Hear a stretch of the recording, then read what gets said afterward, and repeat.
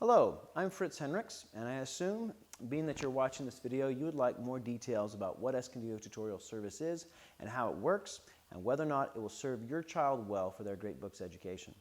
Let me first say, Escondido Tutorial Service is located here in Escondido, California, and we're nestled amongst the orange trees and avocado trees of beautiful Southern California.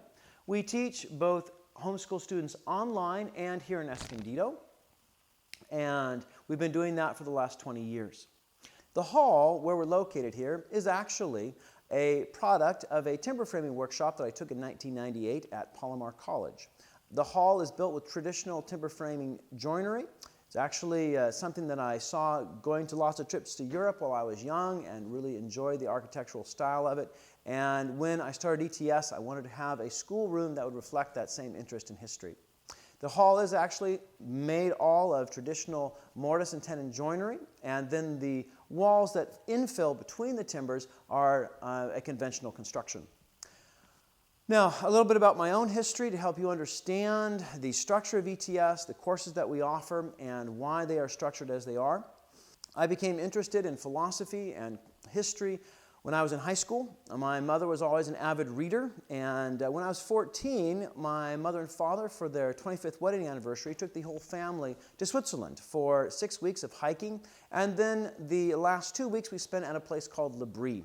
And there, the first time I went, Francis Schaeffer was still living, and I heard him speak about Christian philosophy and history and became quite interested. 2 years later, I returned for the entire summer to study, and while I was there, I was particularly under the influence of Ellis Potter and Donald Drew. And during that time, particularly Donald Drew recommended I would find a college where I could spend my time studying the great books and looking at the ideas that shaped our own cultural history. After I came back from L'Abri, I found in my mailbox a brochure from St. John's College of Annapolis, Maryland. It's a great books college, and it looked like just the thing that I had had recommended to me by my tutors at L'Abri. So in 1986, I headed off to St. John's and began my study in the great books there. Let me tell you a little bit about the St. John's curriculum, just because it was so influential on the formation of the tutorials that I offer through ETS. St. John's College is a wonderful great books college, and I came from a conventional public high school, and going to St. John's was a real revelation for me as to what a good education can be. St. John's College is based on a chronological survey of the great books of Western civilization, and throughout the 4 years you have a course of books that you read, and then you come together in seminars and discuss these books each week and engage with the other students and the tutors in an understanding of them that develops an appreciation for the ideas that have shaped our culture, and also just really shows you the beauty of the thought that has been considered throughout our history. Now, St. John's is not only a great books college for just literature and history, though. St. John's also integrates mathematics and science and language into that chronological approach. So while you're studying through the 4 years of the great books, you're also studying 4 years of mathematics, 3 years of science, and looking at the great books in those subjects as well. And that's highly illuminating, as there really are no subject categories in the human mind. As much as education would like to divide itself up into English, literature, civics, everything happens together and all influences everything else. And so what happens in mathematics, what happens in science, what happens in literature and philosophy, theology, they all have a way of influencing one another. And St. John's does a really tremendously fine job of putting together a curriculum that allows you to see those influences going on and to appreciate the broad scope of Western history. Well, after coming back from St. John's, I went to Westminster Seminary for 2 years, and I really appreciated the opportunity I had there to intensively study biblical theology. And during that time, my goal had actually been to become a college professor. And however, being at Westminster and coming to understand the world of conventional academics better, I really understood that I did not want to lecture and publish. And so I started to meet many students that I felt were really qualified to be able to do a great book study. They had a great curiosity, they were sharp, they were well-read, and I thought, why not try to do a sort of great books program for homeschoolers? Well, After graduating from Westminster, I started Escondido Tutorial Service, and initially I did a lot of Great Books classes online. I did not have that much interest here locally in the Great Books approach, and so I did a lot of classes online. Curiously, over the last 20 years, ETS has really evolved into an organization that is much more local than online. Previously, most of my students were online. Now, predominantly my students are local. So Escondido Tutorial Service really is a local teaching service with an online option as well. All right, so now I would like to begin to just explain the basic structure of ETS. I'd like to begin now by just introducing to you the sequence that is the Great Books Tutorial. The Great Books Tutorial is a 5-year survey program, very much based on the same readings that I did at St. John's College, and there are other tutorials that go along with it as well. So let me just kind of give you a basic survey of what happens throughout the 5 years of Great Books, and also some of the other tutorials that I've designed to fit in with the various years of Great Books. So I would like to explain to you the 5-year sequence of Great Books, and also not just Great Books, but also the other tutorials that I have designed to go along with the various years. Now, during the first 2 years of Great Books, we read primarily Greek and Roman authors. During Great Books 1, we have the more narrative texts, such as the Iliad and the Odyssey and the Greek plays.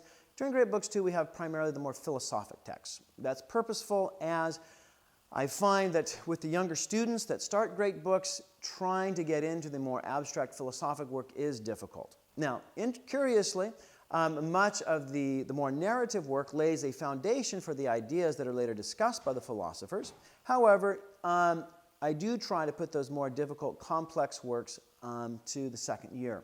During Great Books 1 and 2, we are reading primarily Greek and Roman authors, narrative in the first year, more philosophic in the second year.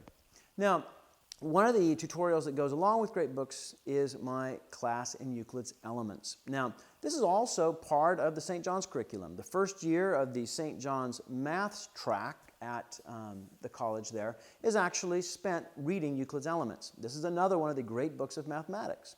Euclid's Elements was the book of study in mathematics for hundreds and hundreds of years. Euclid's Elements is not only a wonderful presentation of mathematical truth, it's also a real part of history. And you'll find in reading Plato and other thinkers that they oftentimes make reference to Euclid. And so we spend a whole year working through Euclid's proofs.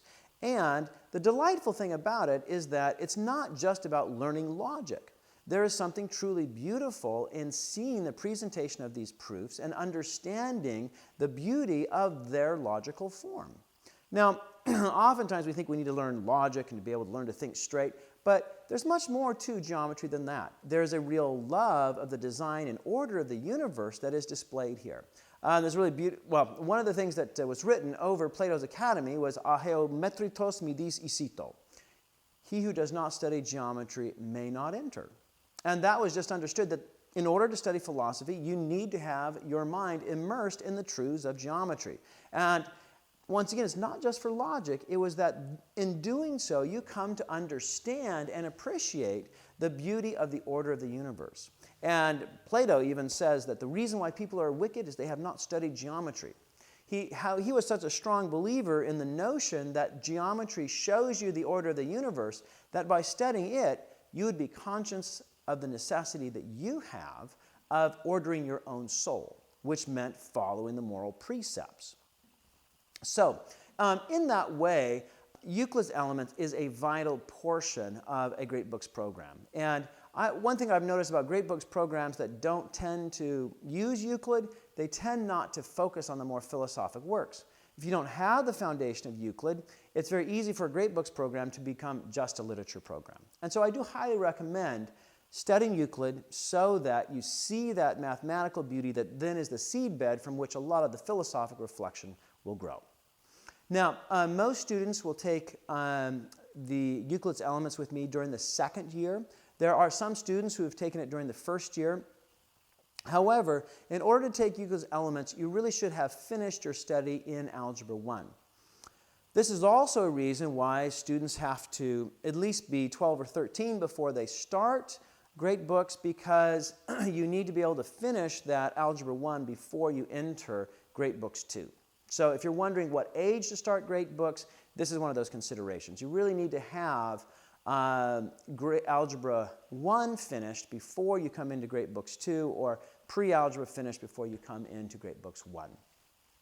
Now, also during Great Books 2, I have another class, and this class is actually free. I offer some of my classes for free just because I want to really encourage students to take these classes, and that class is Classical Greek. It's actually a 2-year program, so students will take it between Great Books 2 and Great Books 3. But the Classical Greek program is a wonderful way of supplementing the Great Books education just because it gives you an opportunity to study the great books in their original language. And not only the great books, but also quotes from pre-Socratic philosophers that give you some of the background to the thinking that influenced Socrates and Aristotle. The text that we use for the Greek class is actually, once again, the text from St. John's College. It is written by a St. John's tutor and is written to integrate with the text that we read in great books. And so we will translate sections from portions of books that we read in class. And as I mentioned before, it has pre-Socratic philosopher quotes that also bring more insight into the thinking that influenced the writers that we read. So the Classical Greek program is during Great Books 2 and 3. Both of those years are free. Great Books 3 is where we start getting into more of the Middle Ages. We will read authors such as Aquinas and Anselm. We have the entrance of Christian theology. And the big question that comes up here is the relation between Christian and pagan philosophy. Pagan philosophy is not completely put behind, and Christian philosophy comes into a context where the pagan philosophers have a great deal of influence on people's minds. Now, curiously, this is for better or worse. And there are ideas in the philosophers that are integrated very well into Christian theology, other portions that are actually very contrary to Christian thought. And so that becomes one of the big issues that we will look at during Great Books 3. Going on to Great Books 4, we enter the period of the Reformation and the Enlightenment. And so we'll be reading authors such as Luther and Calvin and Shakespeare. And also during Great Books 4, I have another free course that the students can take, and this course is Shakespeare. Shakespeare is another course that is a really wonderful addition to the Great Book study, as Shakespeare himself is a real student of the ideas that we encounter in great books. And the ideas that we've talked about for the first 3 years of Great Books now will be presented by a wonderful playwright and wordsmith of the English language, who will be able to take those ideas and put them into convincing context in plays that will make them much more interesting. And so Shakespeare is a wonderful addition to the Great Books 4 program because he takes many of these ideas that we've been studying and brings them together in a fashion that's really quite fascinating to read. Also, Shakespeare is one of the first major portions of an author that we read without translation. And when you read a translation, you're always getting somebody else's take on that language, and things don't always translate that well into another language. And so it is really a beautiful thing to see a master of the English tongue express and use the English language to the best of his ability to bring forth ideas in their greatest clarity. So that is also a great joy in studying Shakespeare, to see an author in his own language use that language to the best of its ability. Now in Great Books 5, we come to the period of the modern authors, and so we'll be looking at authors such as Tolstoy, Hegel, Kant, Nietzsche, Freud, C.S. Lewis. And during this period, many of the themes that we've been developing will come very close to the form that we have in modern society. And so there's really a lot of questions that we work through in trying to understand how we've gotten to the shape that we do have in our own modern culture from the ideas that have preceded it. Let me also say, during Great Books 5, I have another course. Now, this is not free. However, it's also made to integrate with Great Books 5, and it is the history of science and mathematics. Now, I mentioned at St. John's College, they have 4 years of mathematics that you study, 3 years of science, and in those classes, you will focus on the great books of math and great books of science. I would love for you all to go to St. John's College, and I would love to be able to offer such a program. However, I cannot. And the best that I can do is going over a series of lectures from the teaching company on the history of science and mathematics, and looking at these various themes in more of an abbreviated format as they come up in these lectures, and being able to understand and see how those themes reflect what we've read in the great books. And so it is kind of a review of everything that we've done in great books, but also very much from the perspective of the history of math and science, so we can get something of that perspective and see what has been going on in the history of math and science, how those ideas have shaped the discussions that we've seen in great books, and be able to get a better picture for the totality of the progress of Western knowledge. The next section of the video, I'd like to discuss a few of the particular elements that we have in the Great Books tutorial that are special to it. A lot of times people look at great books and it doesn't sound like a conventional curriculum, and it's not. It is a very different way of approaching education, and you need to think through some of the ramifications of that and understand that this is not going to be your curriculum that your local independent study program or your local charter school is going to look at and know exactly what to make of it. It's going to be some time to explain to them why we're doing things differently, why we're not breaking things up into traditional subject categories, why we're studying things chronologically. Also, why we're not using textbooks. All right, this is a great books program. This is not a textbook program. I want my students to be looking intensely at their reading each week, struggling through reading texts that, yes, are very difficult, and oftentimes a textbook is solely a distraction. You need to read these books, put your mind upon them, and it is work. And so I don't want to have a textbook that is going to be a distraction to that. I want the students to put their primary effort into reading their texts. Now, also, I'll have to say the reason why I don't like textbooks is they're usually very poorly written. And students who come from textbook programs usually write like textbook writers. And I don't want my students to write like textbook writers. I want them to write like great books writers. And even though this may be a boast, I'll have to say my students produce a lot of very fine writing. And I'm very proud of the work that they do. And yet, I don't really teach writing. What I do is have them read great books. And over time, the pattern and the usage of words, the development of the vocabulary that they have there becomes evident in their ability to use the written word. Now, just the basic format of great books, they have readings that they do each week, between 50 to 150 pages a week of reading to do, and then we come together either online or here in Escondido for a weekly 2-hour discussion. Now, during some of the earlier years, I will have study questions that they can use that will help them to prepare for that discussion, but this is really the focus of our class. It is that 2-hour discussion where they are to come to class prepared to engage with these ideas and to discuss them together. Also, I'll say that during the earlier years in great books, I will do some lecturing. I will do some explaining of the text, trying to give background that's necessary for them to enter into understanding these texts. But as we go along, gradually, we're coming to the point where the class is predominantly student discussion. Now, this is also why students cannot enter later years of great books. There's a lot of work I do with the earlier students to get them to the point where they're ready to participate in those discussions, and there's a lot of community that's built. So everyone goes to the same program. Everyone starts with Great Books 1 and progresses through the 5 years. A large part of great books is also writing. My students do a lot of writing for me. It works out to about a page a week of writing, but gradually they are all working towards larger and larger papers that develop larger themes, that develop more complex unities between various ideas drawn from a wider and wider scope of books that they are reading. And involved with this is for every writing assignment that they do receive assessment. During Great Books 1, I do have paper graders that will actually do the assessment. However, as we go on, Great Books 2, 3, and 4, I will actually be grading all of those papers. So the writing evaluations are an important way for me to keep understanding where all the students are at in their thought. Whether or not there be the students that are talking a lot in class or the more quiet ones, the writing gives me an opportunity to see how they are reflecting upon our readings and what benefit that they are gaining. Each semester, I provide an evaluation for the students.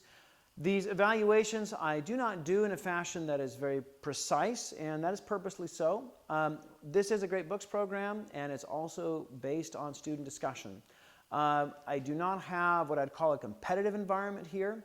This is not a sort of environment where we want students coming into the discussion looking to make sure that they're going to win that discussion or be first in the discussion.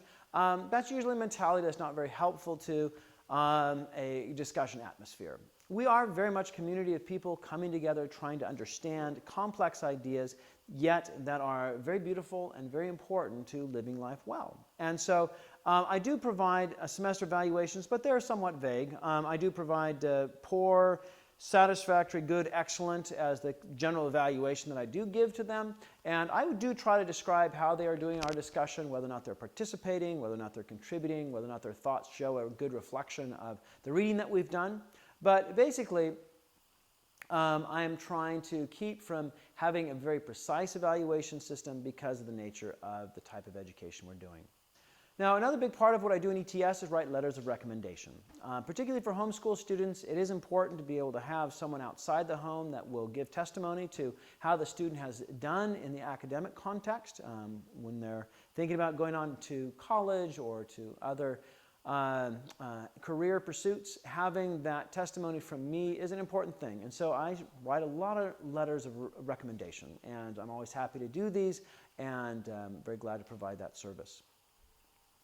Now, there are a few things that I do provide in ETS that need to be understood, and a few other elements that need to be clarified. During Great Books 1, I do more lecturing, and that is simply because there's a lot more ideas that the students need to understand that they may have difficulty understanding just from the reading. And yet, during that time, I want the students to be doing their reading well. And so I do have weekly comprehension tests that I give to the Great Books 1 students. They log on to my website, they'll take the test, it will give them a score as to whether or not they were able to understand well the details of the reading that they did. Also, in Great Books 1 and 2, I do very much want the students to have an interaction with these books in their original language. I want them to be understanding that these books were not written in English, they were written in Greek, and the ideas that they express are oftentimes best understood in their Greek original. There's also greater complexity to the ideas that come out when you understand the actual Greek words themselves, and greater insight and beauty. And so each week I have at least one phrase that we'll look at in class that relates to our readings and fleshes out their understanding of the ideas behind it. So all the students, even the ones who don't take Greek from me, are required to memorize the Greek alphabet, be able to read simple Greek words, and to be able to have an interaction with the Greek language in that way. Now, another service that I do offer to the Great Books 3 and 4 students is what I call paper conferencing. For the students who would like to be able to spend time with me going over their papers, not for the simple matters of grammar and spelling and that sort of thing, but really looking at how they can do better at developing a thematic unity throughout their writing.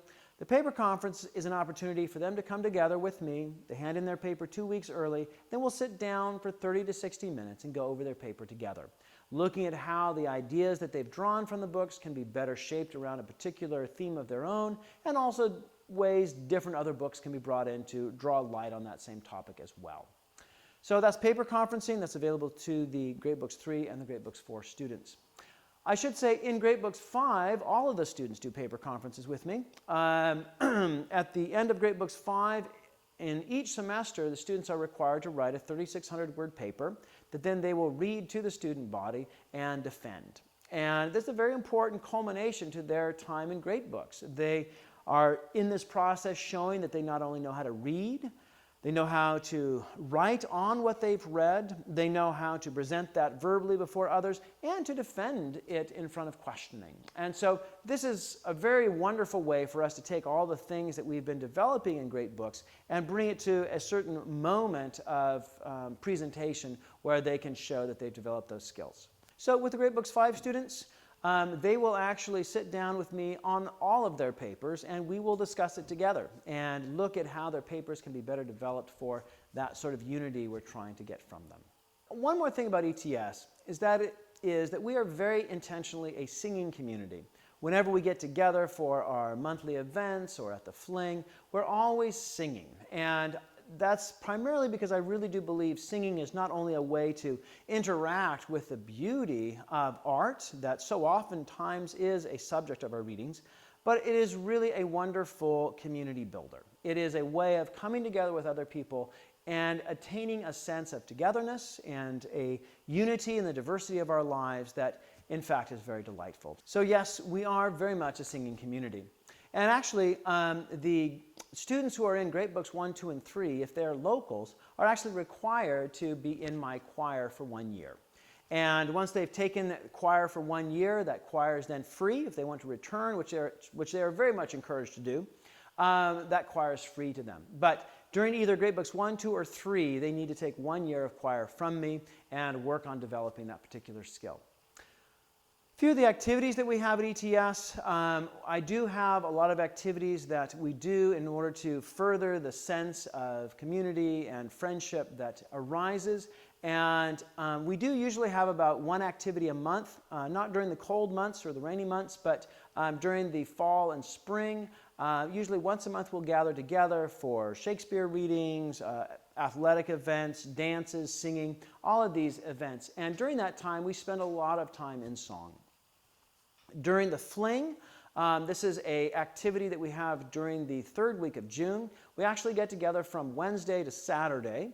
And we do have other activities around those dates as well. But from Wednesday to Saturday, we have Shakespeare readings, we have plays that we do, we will have debates, we'll have a music recital, and lots of dancing and singing. So once again, those activities are all designed to be able to bring the students together in a fashion that will allow them to continue that development of relationship with one another.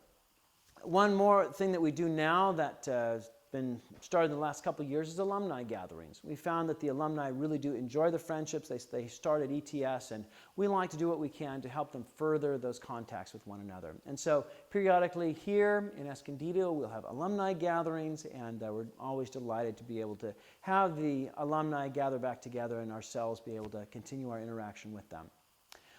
Another big part of what we do is yearly Europe trips. In odd years, we have trips to Greece, and in even years, we have trips to Italy. That odd year is to Greece because during that year, the students who are taking Great Books 2 have the opportunity to go and see many of the sites that relate to the readings that we've done. We go to such sites as Olympia, Athens, Delphi, Corinth, Meteora, Thermopylae, many of the big sites that we've read about in our readings. And this just helps to once again cement in their minds their understanding of the reality of these events and be able to see how they played out in history itself. And so once again, it's just trying to increase their understanding of the books that we've gone over. During the odd years, we have trips to Italy. And those trips are meant to coincide with Great Books 3. And so we spend 3 days in Rome, 6 days in Florence, and we go to the sites having to do with Dante and see the sites relating to these books that we've read in Great Books 3 having to do with theology and the Renaissance history. So the Europe trips are another opportunity for the students to see another aspect, another angle on what they've learned and make that even more real for them. So thank you very much for taking time to watch this video.